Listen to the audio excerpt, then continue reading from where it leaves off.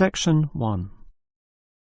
You will hear two flatmates, Tom and Richard, talking about their new flatmate who has just moved in the week before. First, you have some time to look at questions 1 to 6.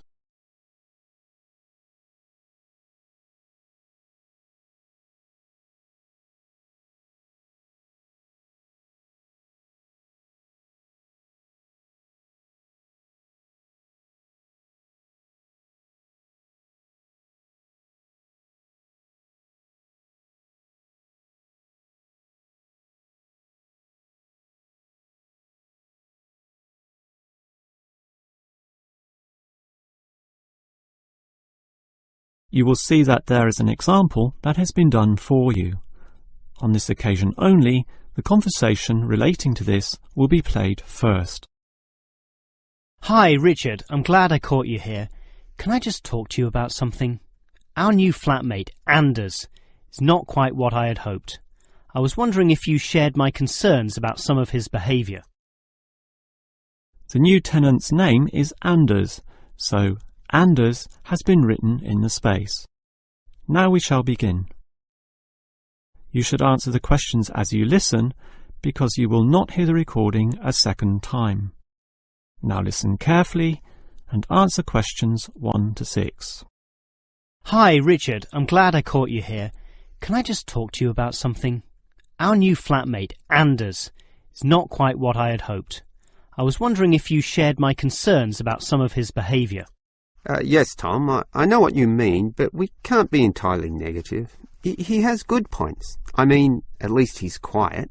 He doesn't play loud music all night or bother others or turn his TV up, disturbing everyone. Sure, he's quiet, but remember our last flatmate? He'd say hi to you and smile and treat everyone politely. In comparison, this new guy is very impolite. He just grunts in reply and sometimes ignores me altogether. I guess that's just his way, just his character. I don't think he realises he's being impolite, and it shouldn't matter to us too much. We can just ignore him too and quietly live our own lives. But his friends are hard to ignore when they visit. I know what you mean, but how often does that happen? I rarely see them, maybe once or twice a month. If they came more often, it might be a problem, but as it is, such rare visits don't matter so much. Wouldn't you say so? Well, I'm not sure, since it's very obvious when they're here because of all the cigarette smoke in the house. It stinks up the place, and you know we don't allow smoking on the premises. Well, I've never seen them doing this. Maybe they do it outside. Perhaps we can talk to Anders about it. Always remember, though, in one respect, he's a good tenant. And it's the most important aspect. The previous flatmate would always pay the rent late. I know what you're going to say. This guy pays promptly. But there's more to being a good tenant than prompt payment. I mean, you need to turn off the TV, clean up your dishes, dress respectably, be polite, and so on. I guess what I'm saying is that basically you need to cooperate with the others, and this new guy fails significantly in this respect. Okay, I suppose you have a point there. Before you hear the rest of the conversation, you have some time to look at questions 7 to 10.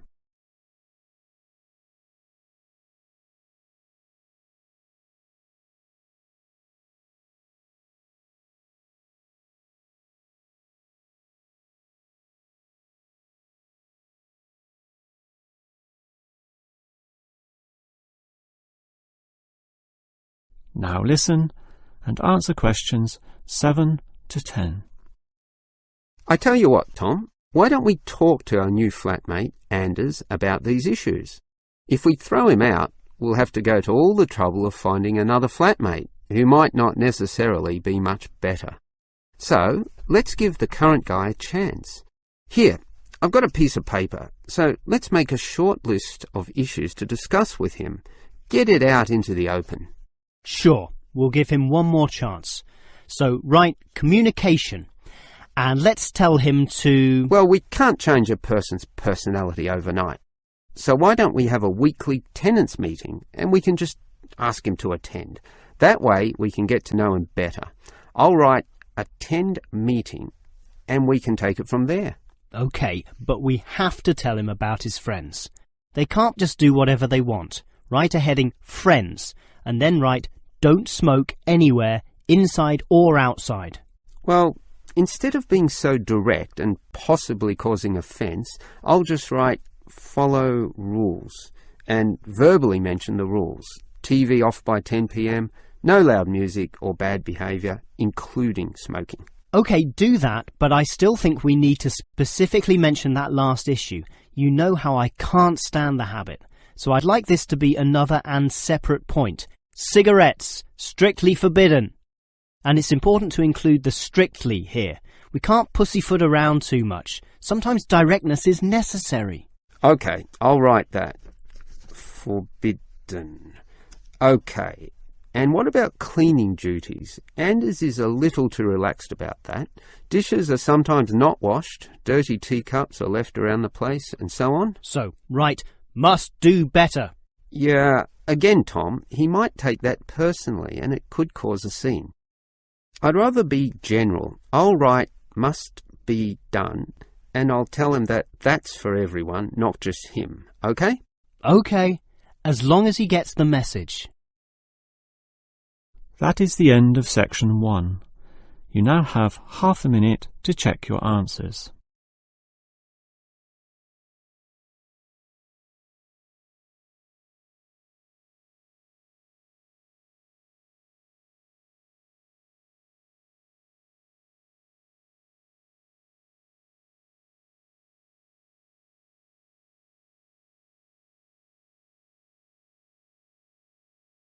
Section 2.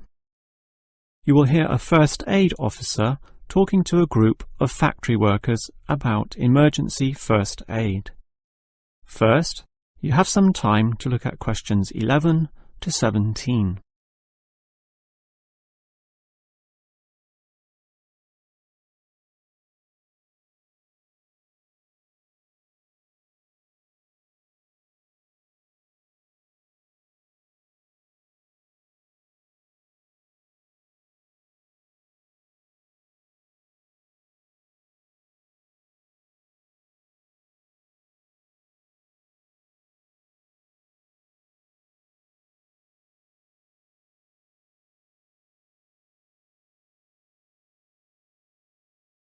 Now listen carefully and answer questions 11 to 17.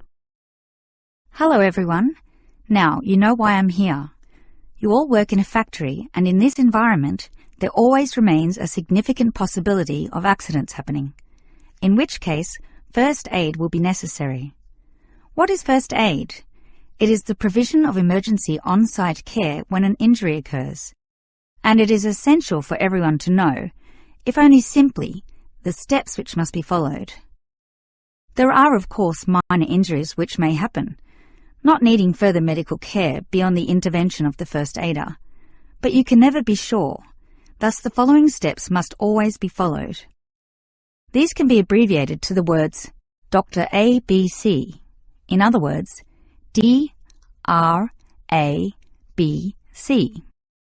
The D stands for danger, and that's the first issue to keep in mind. When an accident happens, immediately ascertain that the environment is safe.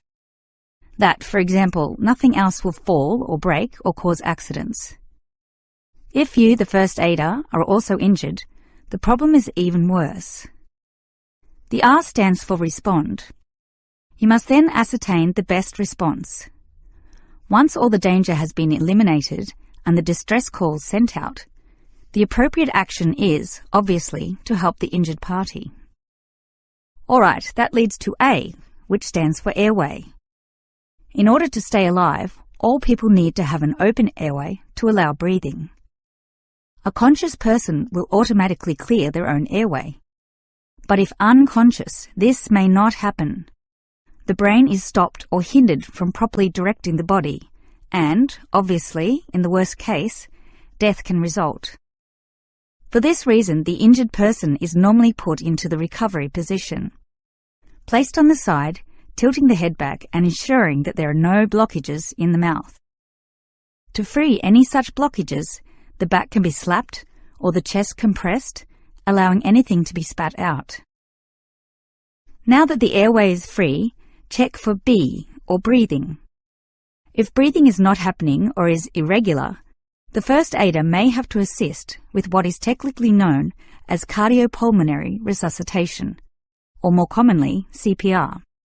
This involves breathing for the patient through mouth-to-mouth contact, while periodically massaging the heart through compressions to the chest. This combination allows blood and oxygen to flow around the body, keeping the patient alive, hopefully until medics, such as doctors, advanced first aiders, or ambulance staff arrive.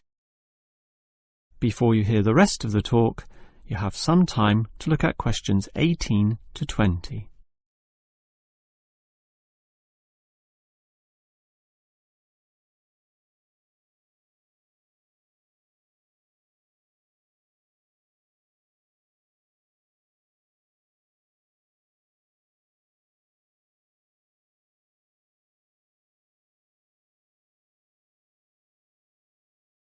Now listen and answer questions 18 to 20.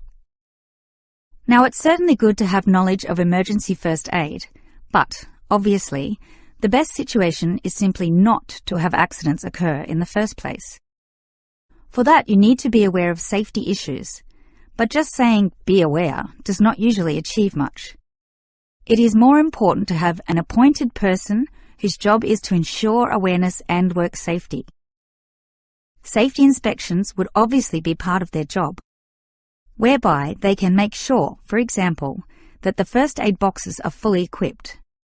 Another idea is to put posters on the walls, but, interestingly, research has proven that these tend to be ignored, becoming just part of the wallpaper, seen but not put into practice. It is much better if everyone is just instilled to not be reckless, that is, to not rush into situations without thinking about the possibility of accidents. And instilling this mindset is part of the job of the safety officer. Some other suggestions are ongoing first aid training and no accident reward or star systems. These have had some success, but nothing beats a regular meeting, say once a month, in which the subject of safety is brought to the attention of everyone, and any outstanding issues related to this are thoroughly discussed. That is the end of section 2. You now have half a minute to check your answers. You will hear two students, Frank and Nicole, discussing their research on university waste. First, you have some time to look at questions 21 to 25.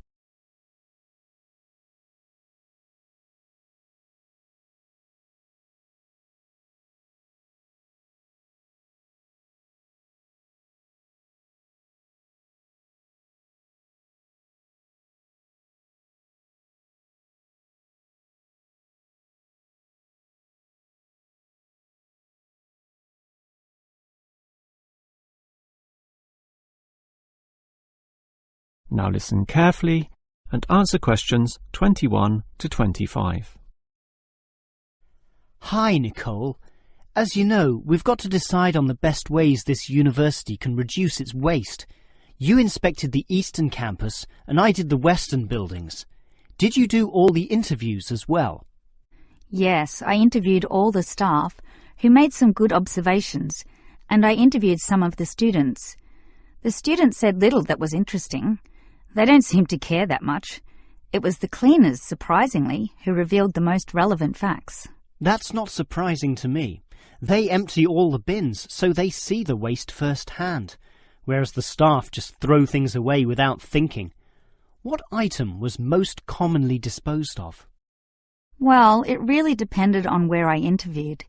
In the cafeteria precinct, obviously paper plates and cups were thrown away all over the place. There was almost no attempt at recycling. However, across the university in general, it was paper copying that filled up most bins, far more than plastic or other forms of waste. Do people care about this, then? Well, some do, if you can believe them. I must have interviewed about 30% of customers in the cafeteria, and the results were mixed.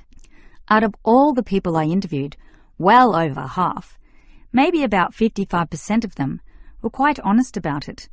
telling me that they had little concern. The other fraction, 45%, were more troubled. Yes, but do they do anything about it? Surprisingly, quite a significant percentage do something, even if they aren't particularly concerned. I mean, small things. About 10% bring their own cups to the cafeteria, for example, and at least 1/3 said they use recycling bins. So, in total, it's an equal split between those who do something or those who don't. So why do so many people remain inactive, particularly over an issue they should care about more? I think they do care, and many of them are prepared to do something. Obviously, there's an element of laziness, but I'd say that it's relatively small. If they knew what to do, and if stringent systems existed, or if the importance of this was made clearer to them, I'm sure you'd see a much larger percentage of people actively working towards helping our environment. Well, there's cause for optimism at least. Before you hear the rest of the conversation, you have some time to look at questions 26 to 30.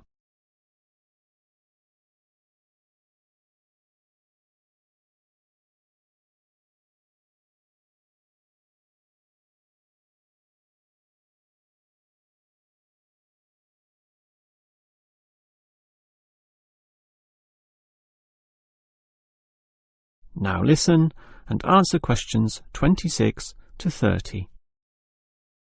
Clearly then, there's a significant waste of paper here at this university, so I've worked out one practical suggestion which could help reduce it, specifically the waste from the excess photocopying.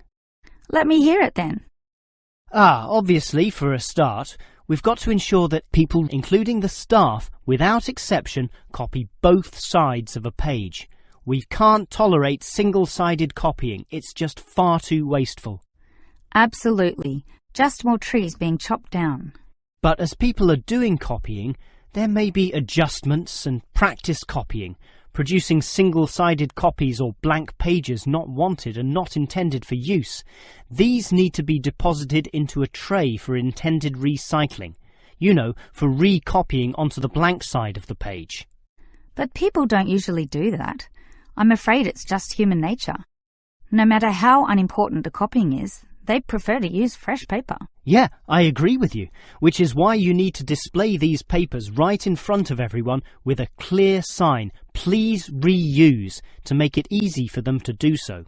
They still won't do it. I know. That's why you take some of these papers and regularly stack them inside the copier in a special tray once a day, say in the morning. Well, that's getting better, making it easier for them to use the paper. But still, I'm afraid many won't. That's why you allow everyone to select this tray when copying. You distribute numbers or codes to every person, giving them special access to this recycling tray. Every time they use papers from this, it's tallied up to their account. I know I'm sounding a bit negative, or even cynical here, but why should they bother using that tray? Because the person who does the most copying from this recycling tray gets, say, a cinema pass or lottery ticket or some other sort of reward. Oh, right. Now that's a system which might just work. Let's trial it in the office and see what happens. That is the end of section 3. You now have half a minute to check your answers.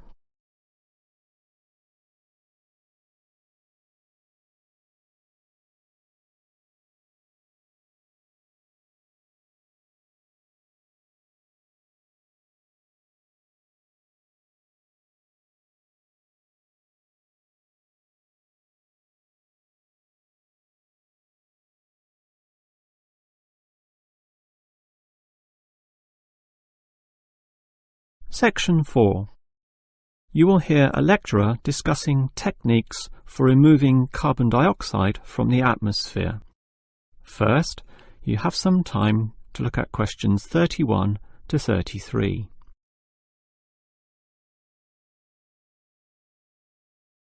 Now listen carefully and answer questions 31 to 33.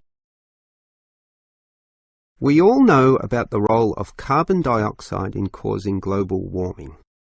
Obviously, society needs to reduce the release of carbon dioxide, otherwise known as CO2. This gas comes from the burning of fossil fuels, such as coal and oil, and it is virtually impossible for society to prevent or even limit such activity. Our need for energy and power is just too great.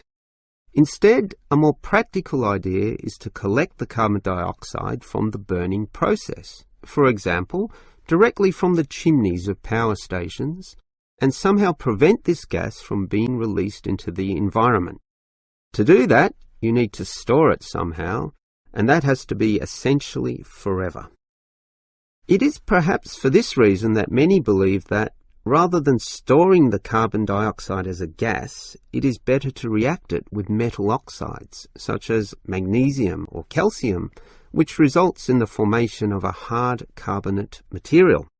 The gas is, in effect, turned into a stable and unreactive solid, which can simply be dumped anywhere. This process actually occurs naturally, although very, very slowly, and is one cause of the surface limestone in the world. But this slow reaction speed is the problem.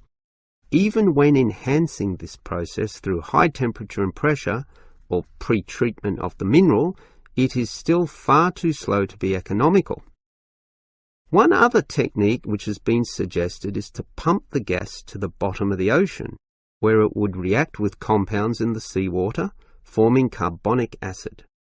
However, this alternative has now been ruled out.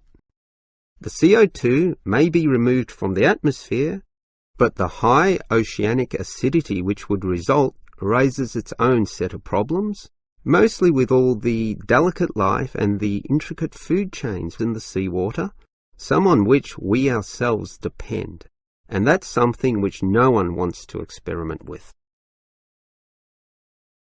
Before you hear the rest of the lecture, you have some time to look at questions 34 to 40.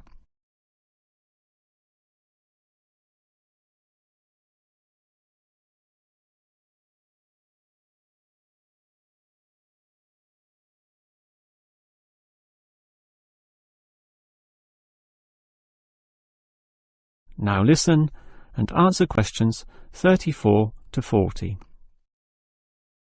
Perhaps because of the lack of alternatives, the most commonly discussed solution to the problem of disposing of carbon dioxide is to pump the gas underground, a technique known as geosequestration. In this system, the CO2, for example, could be pumped into underground pockets within depleted oil wells or disused coal tunnels. This carries, however, three serious disadvantages, namely the risk of leaks, the considerable costs involved, and finally the unproven effectiveness. Let us look at those three disadvantages in detail. Firstly, there is the risk of leaks. Although the gas would be deep and sealed over by masses of rock and earth, the huge pressures in these spaces would turn the gas into a liquid state, capable of moving through rock fissures or faults. This could allow the gas to eventually be released to the surface. Since CO2 is heavier than air, and thus pushes oxygen aside, such leaks could result in the suffocation of thousands or tens of thousands of people, certainly not a consequence to be taken lightly. Natural CO2 leakage from volcanic buildup has already witnessed such deadly events. The other problem of geosequestration is the cost. The time and effort spent on materials and construction, primarily the pipework through which the gas would travel, does not come cheaply. So, if this system were to be implemented in, say, coal-fired power plants, the extra cost would have to be paid by the electricity user, whose bills would almost double as a consequence. Few people are prepared to pay this much simply to make a small dent on the effects of global warming. And this leads to the final problem. The most basic question is whether geosequestration actually reduces global warming. The problem here is that the energy needed to create and drive the sequestration process would require approximately a quarter of a coal-fired electricity plant's output. In other words, the plant would have to burn 1/4 more of its coal just to account for the sequestration of the carbon dioxide. And with coal producing other noxious pollutants, such as sulfur, ash and heavy metals, the environment is hardly benefited at all. Nevertheless, there are many active experimental efforts underway, primarily in oil production sites. These are small but intensively monitored and analysed. All we can say now is that the jury is still out on whether underground carbon storage will one day be feasible. That is the end of section 4. You now have half a minute to check your answers.